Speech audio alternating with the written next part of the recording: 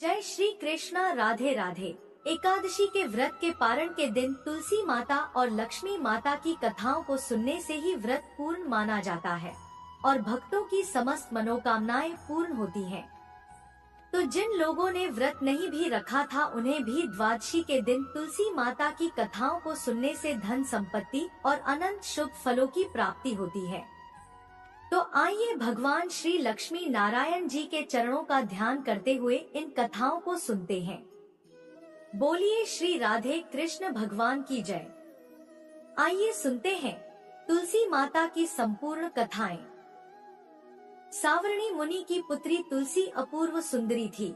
उनकी इच्छा थी कि उनका विवाह भगवान नारायण के साथ हो। इसके लिए उन्होंने नारायण पर्वत की घाटी में स्थित बद्री वन में घोर तपस्या की। दीर्घ काल तक तपस्या करने के उपरांत ब्रह्मा जी ने प्रसन्न होकर दर्शन दिया और वर मांगने को कहा। तुलसी जी ने कहा, हे सृष्टिकर्ता ब्रह्मदेव, आप अंतर्यामी हैं, सबके मन की बात जानते हैं, फिर भी मैं अपनी इच्छा आपसे बताती हूँ। मैं चाहती हूँ कि भगवान श्री नारायण मुझे पति रूप में मिले। ब्रह्मा जी ने कहा, तुम्हारा अभीष्ट तुम्हें अवश्य मिलेगा। अपने पूर्व जन्म में किसी अपराध के कारण तुम्हें श्राप मिला है। इसी प्रकार भगवान श्री नारायण के एक पार्षद को भी दानव कुल में जन्म लेने का श्राप मिला है। दानव कुल में जन्म लेने के बाद भी उसमें नारायण का अंश विद्यमान रहेगा। इसलिए इस जन्म में पूर्व जन्म के पाप के शमन के लिए संपूर्ण नारायण तो नहीं मिलेंगे, लेकिन नारायण के अंश से युक्त दानव कुल जन्म उस साप ग्रस्त पार्षद से तुम्हारा विवाह होगा। साप मुक्त होने पर भगवान श्री नारायण सदा सर्वदा के लिए तुम्हारे पति हो जाएंगे। तुलसी ने ब्रह्मा के इस वर को स्वीकार किया, क्योंकि मानव कुल में जन्म होने के कारण उस मायावी भोग को तो भोगना ही था। तुलसी बद्री वन में ही रहने लगी। नारायण का वह पार्षद दानव कुल में जलंधर के नाम से पैदा हुआ था। कुछ दिनों बाद वह भ्रमण करता हुआ बद्री वन में आया। यहाँ तुलसी को देखते ही वह उस पर मंत्र मुग्ध हो गया। तुलसी के सामने उसने अपने विवाह का प्रस्ताव रखा। इतने में ही महाब्रह्मा जी आ गए और तुलसी से कहा, तुलसी, जलंधर को देखो, कैसा देवों उसका स्वरूप है। दानव कुल में जन्म लेने के बाद भी लगता है जैसे इसके शरीर में नारायण का वास हो। तुम प्रस्ताव को सहर्ष स्वीकार कर लो। तुलसी को भी लगा कि उसकी तपस्या पूर्ण हुई, उसे इच्छित फल मिला है। जलंधर के साथ उसका गंधर्व विवाह हो गया और वह जलंधर के साथ उसके महल में पत्नी बनकर आ गई। जलंधर ने अपनी परम सुंदरी सती साध्वी पत्नी तुलसी के साथ बहुत दिनों तक राज्य किया। उसने अपने राज्य का इतना विस्तार किया कि देवलोक तक उसके अधिकार में आ गया।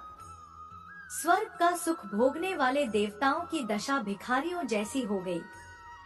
जलंधर किसी को कष्ट नहीं देता था, पर अधिकार और राज्य छिन जाने से सारे देवता मिलकर ब्रह्मा, विष्णु और शिवजी की सभा में गए तथा अपनी विपत्ति सुनाई। ब्रह्मा जी ने कहा, तुलसी परम साध्वी है, उसका विवाह जलंधर से मैंने ही कराया था। जलंधर को तब तक नहीं हराया या मारा जा सकता जब तक तुलसी को ना छला जाए। भगवान श्री हरि विष्णु जी ने कहा, जलंधर पूर्व जन्म में मेरा पार्षद था। श्राप के कारण उसे दैत्य कुल में जन्म लेना पड़ा। इस जन्म में भी मेरा अंश उसमें व्याप्त है। साथ ही तुलसी के पतिव्रत धर्म से वह अजय है। फिर देवताओं की सहमति से भगवान शिव ने जलंधर के पास संदेश भेजा कि या तो वह देवताओं को राज्य लौटा दे या फिर उनसे युद्ध करे। जलंधर भगवान शंकर के पास पहुंचा। उसने कहा, देवा आदि देव, आपके लिए देवताओं का पक्ष लेना उचित नहीं है। राज्य बढ़ाना हर राजा का कर्तव्य है। मैं किसी को दुखी नहीं कर रहा हूँ। देवताओं से कहिए कि वे मेरी प्रजा बनकर रहे। मैंने आपका कोई भी अपमान नहीं किया है। हमारा आपका युद्ध शोभा नहीं देता है। अगर आप हार गए तो बड़ी लज्जा की बात होगी। मैं हार गया तो आपकी कीर्ति बहुत अधिक नहीं बढ़ेगी। भगवान शंकर फिर हंसने लगे। वे तो सब रहस्य समझते थे। तुलसी और जलंधर के पूर्व जन्म के श्राप की अवधि लगभग पूरी हो चुकी थी। फिर शंकर जी बोले, इसमें कीर्ति और लज्जा की बात नहीं है। तुम देवों को राज्य लौटाकर उन्हें उनके पद पर प्रतिष्ठित होने दो। युद्ध से बचने का यही एक उपाय है। जलंधर ने कहा, मैंने युद्ध के बल से देवलोक जीता है, कोई उसे युद्ध के द्वारा ही वापस ले सकता है। यह मेरा अंतिम उत्तर है, अब मैं जा रहा हूँ। ऐसा कहकर जलंधर चला गया। उसने अपनी पत्नी तुलसी को सारी बातें बताई और कहा, कर्म भोग सब काल सूत्र में बंधा है। जीवन में हर्ष, शोक, भय, सुख दुख, मंगल अमंगल काल के अधीन है। हम तो केवल निमित्त हैं। संभव है भगवान शिव देवों का पक्ष लेकर मुझसे युद्ध करें। तुम चिंता मत करना, तुम्हारा सती तेज मेरी रक्षा करेगा। दूसरे दिन भगवान शंकर के नेतृत्व में देवताओं ने युद्ध छेड़ दिया।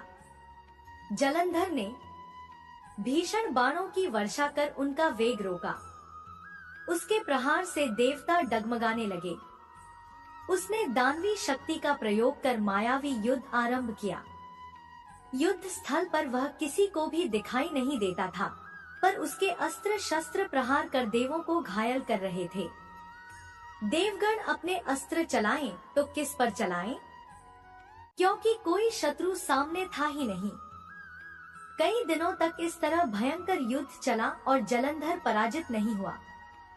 तब शिव जी ने विष्णु से कहा, विष्णु कुछ तो उपाय करो, अन्यथा मेरा तो सारा यश मिट्टी में मिल जाएगा।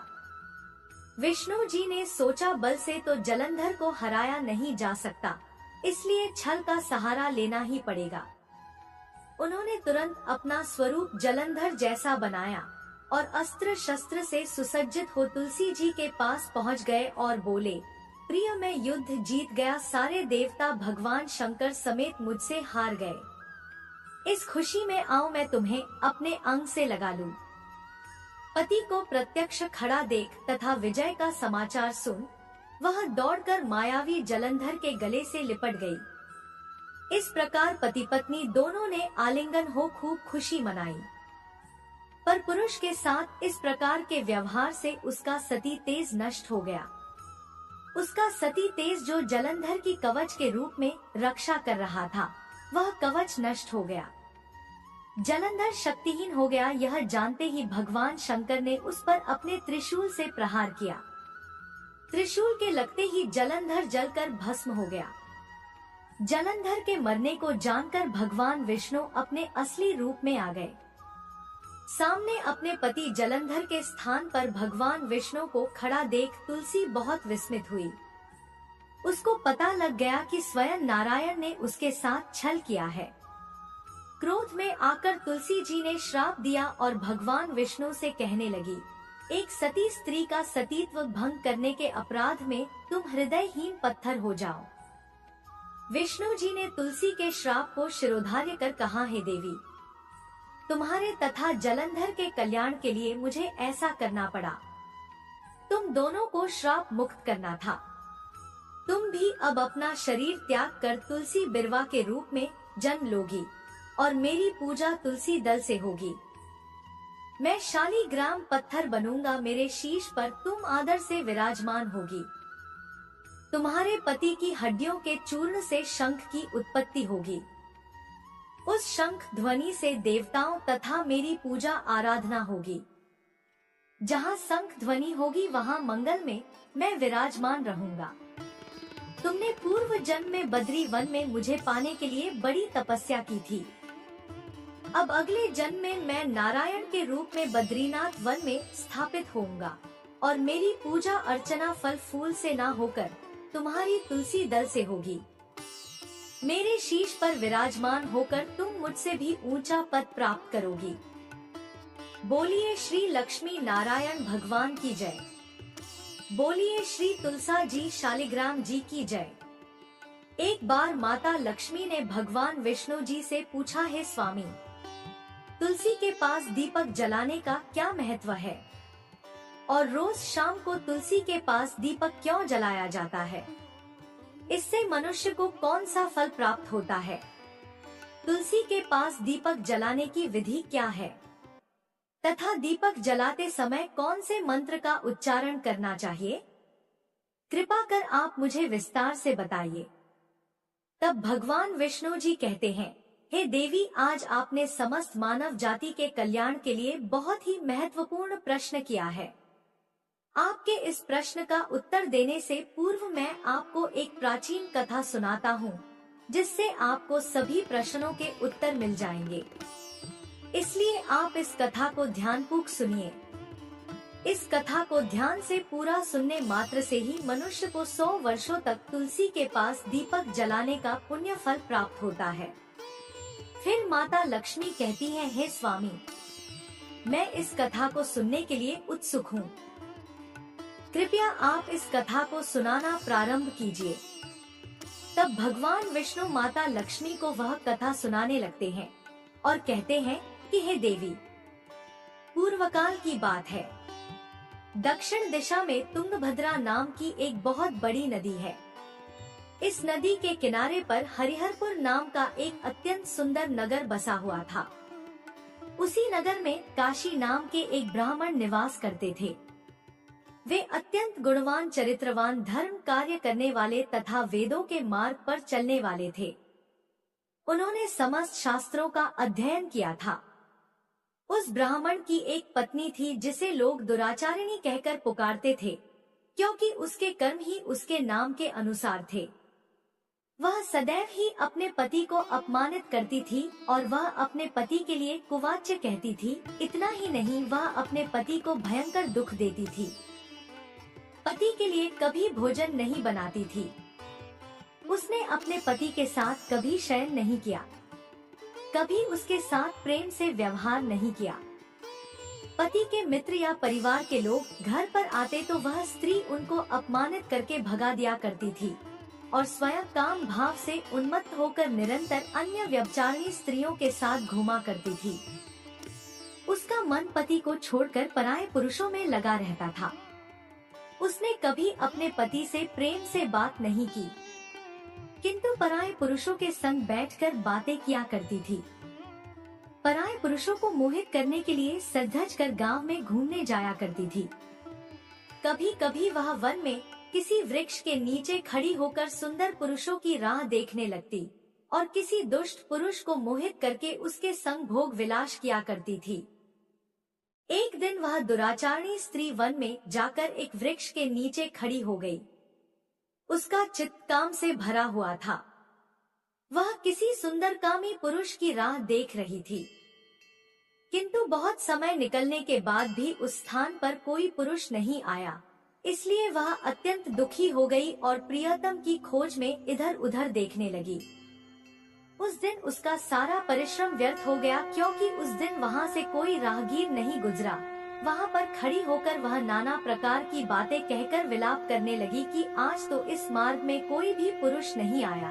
अब मैं कैसे अपने काम वासना को शांत करूं? वह जोर जोर से विलाप करने लगी। हे देवी, उसी जंगल में एक भयानक बाघ निवास करता था। उस पापनी स्त्री के आवाज को सुनकर वह जग गया, जबकि वह सोया हुआ था, और उछलकर उस स्त्री का भक्षण करने के लिए उसके पास आ गया। उस भयंकर बाघ को देखकर उस स्त्री के पसीने छूटने लगे और वह भय से थर थर कांपने लगी।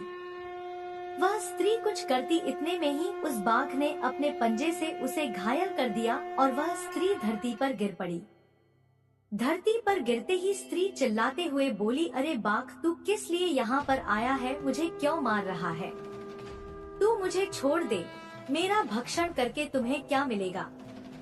उस स्त्री की इस अज्ञानता पूर्वक बात को सुनकर वह भयानक बाघ क्षण भर के लिए रुक गया और मनुष्य आवाज में हंसते हुए बोला, हे दुष्टा, आज विधाता ने तुझे मेरा ग्रास नियुक्त किया है।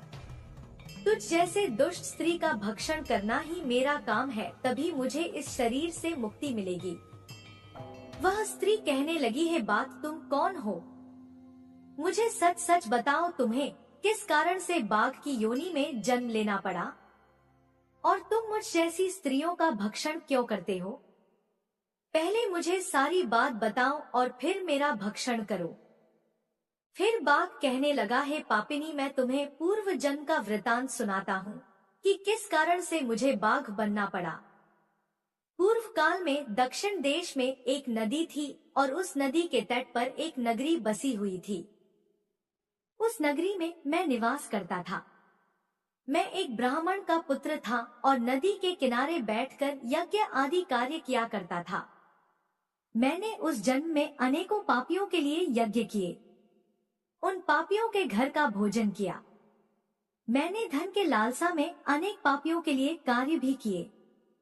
जिन वस्तुओं का दान ब्राह्मणों को नहीं लेना चाहिए, उन वस्तुओं का दान भी मैं ग्रहण किया करता और दूसरों से धन लेता था, लेकिन कभी वापस नहीं करता था। इस प्रकार से पाप करते हुए मुझे बहुत वर्ष बीत गए और मैं वृद्ध हो गया। मेरे बाल सफेद हो गए, मुंह के सारे दांत गिर गए, लेकिन फिर भी मेरी दान लेने की आदत नहीं गई और मैं पाप करता चला गया। फिर एक दिन मैं धन के लोभ से नदी किनारे गया और अन्य धूर्त ब्राह्मणों के साथ मिलकर हमने लोगों को ठगना, झूठ बोलना और झूठे मंत्र वचन बोलकर हमने बिना विधि विधान किए ही देवी देवताओं का पूजन किया और बहुत सारा धन दान में ले लिया। फिर उसी स्थान पर एक बीमार कुत्ते ने मेरे पैर में काट लिया और मैं मूर्छित होकर गिर पड़ा। उसी क्षण मेरे प्राण चले गए। फिर यम के दूत उस स्थान पर प्रकट हुए और मुझे पकड़कर यमपुरी ले गए। हे नारी, जहाँ पर यमराज ने चित्रगुप्त से मेरे कर्मों का लेखा जोखा निकालने के लिए कहा। फिर चित्रगुप्त कहने लगे, हे धर्मराज, इस ब्राह्मण ने घोर पाप किए हैं। इसने दूसरों से झूठ बोलकर धन लूटा है, विधि विधान से पूजा न करके झूठे मंत्र बोलकर भगवान का अपमान किया है। इसीलिए यह पापी ब्राह्मण केवल नरक जाने के ही योग्य है। फिर यमराज ने अपने दूतों को आदेश देकर मुझे नरक की अग्नि में डाल दिया और कई वर्षों तक सजा भोगने के बाद मुझे बाघ का शरीर प्राप्त हुआ और मैं इस दुर्गम वन में निवास करने लगा। मैं अपने पूर्व जन्म के पापों को याद करके कभी महात्मा, साधु, पुरुष, स्त्री, पुरुष, सतत्व स्त्री का भक्षण नहीं करता हूँ। मैं केवल पापी, दुराचारी तथा कुलटा स्त्रियों का ही भक्षण करता हूँ, ताकि मुझे पापों से मुक्ति मिल जाए। फिर बाघ उस स्त्री से कहने लगा, हे पापनी, तेरे आचरण से तू कुलटा दिखाई देती है। अपने पति को छोड़कर तू इस वन में अन्य पुरुषों के साथ भोग विलास करने के लिए आई है। इसीलिए आज तुझे मेरा ग्रास अवश्य बनना पड़ेगा। इतना कहकर उस बाघ ने अपने तीक्ष्ण नाखून से उस पापिनी स्त्री के टुकड़े टुकड़े करके उसे खा लिए। फिर उस स्थान पर यम के दूत प्रकट हुए और उस पापिनी स्त्री को उठाकर यमपुरी ले गए। चित्रगुप्त ने उस स्त्री का लेखा जोखा निकाला और यमराज को बताया। यमराज ने उस स्त्री को घोर नरक में डाल दिया। कई वर्षों तक नरक की अग्नि में जलने के बाद उसने फिर पृथ्वी लोक पर एक चांडाल के घर में जन्म लिया और फिर वह कई प्रकार के दुख भोगने लगी। इस दुख को सहन करते करते एक दिन वह तीर्थ स्नान करने त्रिवेणी में चली गई। वहां पर एक आश्रम के बाहर निवास करने लगी और उसी आश्रम में एक तुलसी का पौधा था। अन्य स्त्रियों को वहां पर तुलसी के पास दीपक जलाते हुए देखकर उस पापिनी स्त्री ने भी वही किया। उसने तुलसी के पौधे के पास एक दीपक जला दिया। फिर उसी रात हृदयाघात से उसकी मृत्यु हो गई और यमराज के दूत उसे ले जाने के लिए फिर से प्रकट हुए। जैसे ही यम के दूत उस पापिनी स्त्री को पास में बांधकर ले जाने लगे, तभी भगवान विष्णु के दो पार्षद उस स्थान पर प्रकट हुए और उन्होंने उन दोनों को रोक लिया और कहने लगे, इस स्त्री को छोड़ दो। यह स्त्री नरक जाने के योग्य नहीं है। तुम किसके आदेश से ऐसा अधर्म कर रहे हो? तब उन यमदूतों ने कहा, हम यमराज के आदेश से इसे ले जाने के लिए आए हैं, किंतु आप हमें किस कारण से रोक रहे हैं? यह स्त्री अत्यंत पापी है।